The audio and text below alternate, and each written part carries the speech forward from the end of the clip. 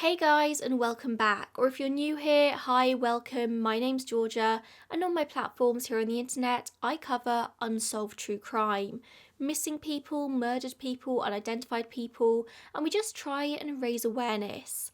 Today, I have an absolutely wild case for you.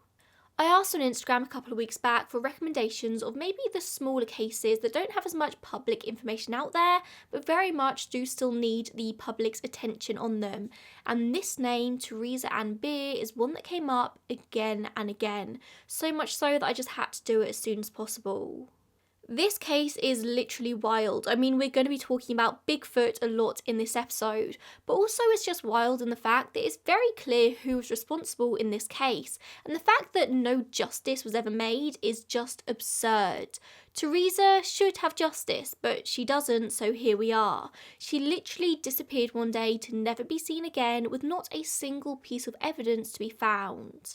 Teresa Ann Bier was born on the 16th of April 1971 in Fresno, California to her parents Shirley and David Bier, and from all the sources it seems her childhood was not a good one.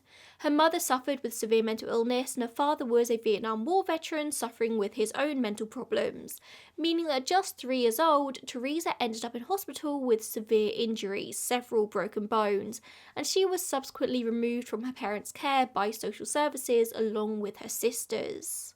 Teresa was placed in foster care with a local family they knew from church until a few years later David petitioned to get his daughters back and he was eventually awarded custody.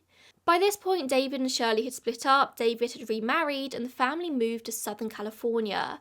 But it still doesn't seem like any of the daughters were treated any better than they were before. Eventually, Teresa moved back to Fresno to live with her great-grandmother, and then her uncle, John Richmond, who was known as Blind Johnny to everyone, was granted custody. He was called Blind Johnny because, as you can guess, he was indeed blind. The rumour was that he'd lost his eyesight in a game of Russian roulette. But don't feel too sorry for him because it does not seem like Blind Johnny was a good man. He was 42 years old and at this time had a 17-year-old girlfriend called Tamara who lived with him. And after being granted custody of Teresa, he just used her as a form of live-in help, making her miss school to babysit his kids. It was also alleged that he would sexually abuse Teresa and invite his friends along to join in. This was not a good man. Teresa had a really, really difficult life.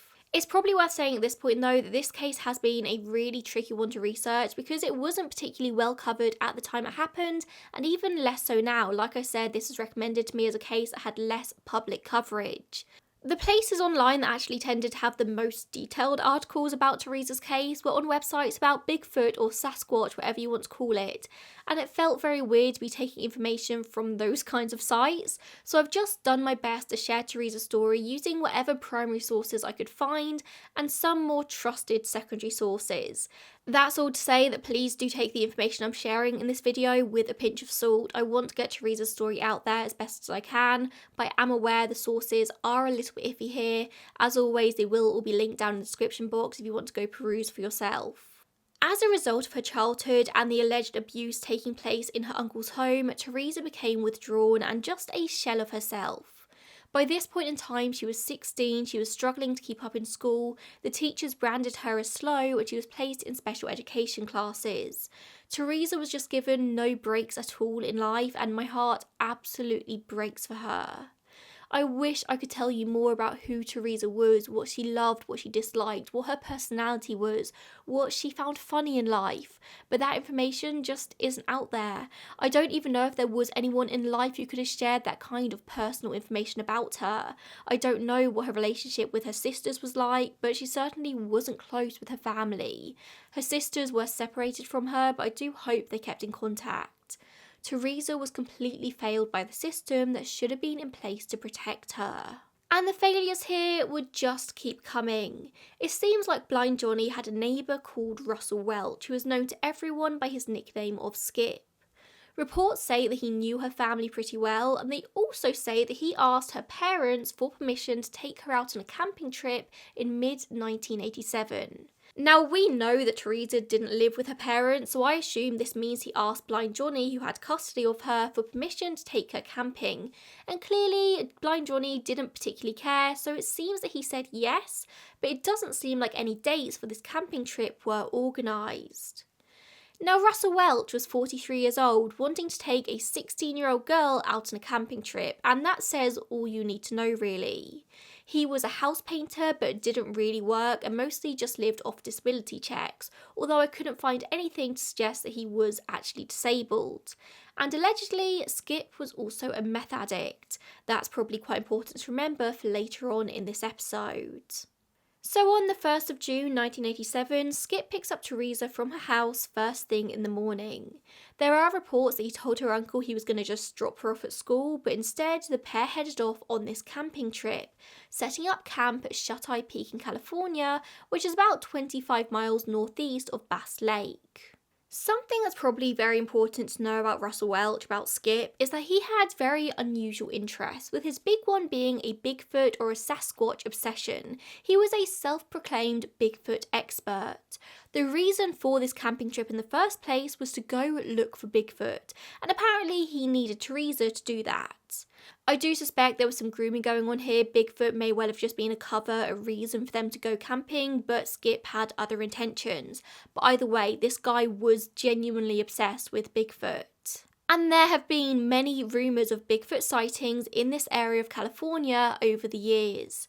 I do really want to do a full deep dive into the Bigfoot mystery on my platforms at some point. It's been on my list for a really, really long time. But let's just scratch the surface now, shall we? So Bigfoot is an ape-like creature that cryptozoologists, who are basically pseudoscientists who look into mythological or unknown animals, allege to exist in the forests of North America. And there's been a lot of evidence over the years of Bigfoot's existence. Photos, videos, large footprints found, audio recordings, hair samples, eyewitness accounts. But nothing solid has ever been discovered. A huge amount of this evidence over the years has been eventually found to be hoaxes. From my admittedly brief research into Bigfoot, it seems like the name first came into public consciousness around the late 50s, but many indigenous cultures across North America have folklore featuring a similar creature, so the story of Bigfoot does go back centuries. In 1958, construction workers in Northern California came across a giant human-like footprint. It was 16 inches long, and it was reported in the local Humboldt Times, and the paper was the one to come up with the name Bigfoot, because for many years beforehand, in indigenous culture, the creature had been known as Sasquatch, so that's kind of hence the two names, Bigfoot, Sasquatch. Northern California has always been one of the places in North America most known for Bigfoot sightings, so enthusiasts tend to flock there in droves, heading off into nature, into the mountains to look for any signs. Whether or not that was truly Russell's intention in taking Teresa off into the mountains to search for Bigfoot, we'll never know now, but chances are there was something more nefarious there. It probably wasn't just Bigfoot. At some point on the 1st of June, after Teresa failed to turn up at school, Blind Johnny received a phone call asking where she was. He made up some excuse to the school, but then went out to ask after her to see if anyone had seen her. Now, he knew that Skip had been the one to pick Teresa up to take her to school, so Skip came up in the conversations that Johnny was having with people, and time after time the neighbours were shocked that a 16-year-old girl had been allowed to go off with that man. They all said he was bad news, he was a creep. That night, around 9:30 p.m, Johnny called the police to report Teresa as missing. We don't know if by that point Teresa was truly missing yet, or if she was still alive just in the mountains with Russell. We know that before they headed to the Sierra Nevada mountains, they stopped at his daughter's place, Chandra Welch, because he was having trouble with his car, and then off into the wilderness they went. That was the last time Teresa was seen by anyone who wasn't Skip. 4 days later, on Friday the 5th of June, his car, a 1976 Chevrolet Monte Carlo, was spotted at a trailer park near the town of North Fork, which was just a small community in the foothills of the mountain. At some point in the previous couple of days, he'd driven back down the mountain without Teresa to the home of his friend Dorothy Davis, who lived right behind the trailer park. Dorothy would later tell the authorities that when Skip turned up, he was extremely upset and possibly high on something. Remember, he was very much rumoured to be a meth addict. He told Dorothy that he'd left a girl up in the mountains, that a satanic group had got hold of her and she'd physically changed into something all white looking.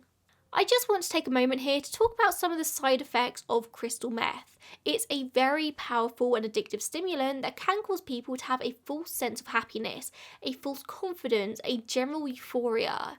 It's a very dangerous drug, and most people report just trying it once before being immediately addicted. Their entire lives change in the moment they decide to have crystal meth for the first time.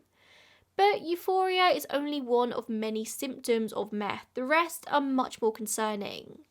Where it may relate to this case, Skip may have suffered with panic, aggression, severe depression, violent mood swings, delusions of power, risky sexual behaviour, increased sexual activity, confusion, memory loss, paranoia, psychosis, violence, and total breaks from reality. So knowing all that, did Skip potentially suffer from psychosis or hallucinations, hence seeing Teresa taken over by a satanic group and transforming into something all white looking?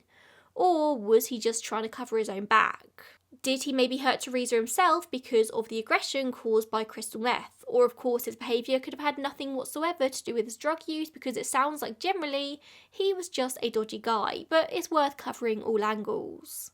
And then, a week after Teresa was originally reported as missing, Johnny received a phone call from a young woman who came with a warning.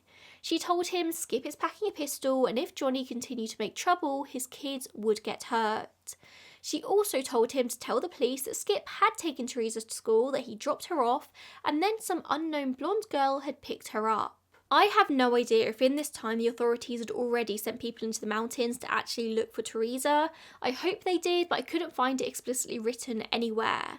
But they did go round interviewing Skip's family and friends to find out where he was, because he was missing. They didn't know where he was at this point.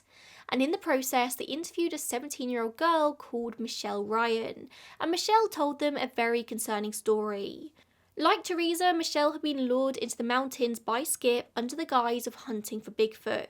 She felt very uneasy going in with just him, so she brought along 2 male companions, friends who likely saved her life. When Skip started to turn on her in the mountains, her friends protected her, and she was able to escape the mountain alive. She said that she had been warned by Chandra, by Skip's daughter, beforehand about going into the mountain with him, but she was very intrigued. She wanted to see Bigfoot, so she went against her better judgment. And then on June 10th, the police finally pick up Skip at his mother's house in Sunnyside, so he was back in Fresno. It seems like he was first arrested on a drunk driving violation, but attention soon turned to Teresa. Once again, he claimed that he had dropped Teresa off at school, but no one believed that, and he was arrested.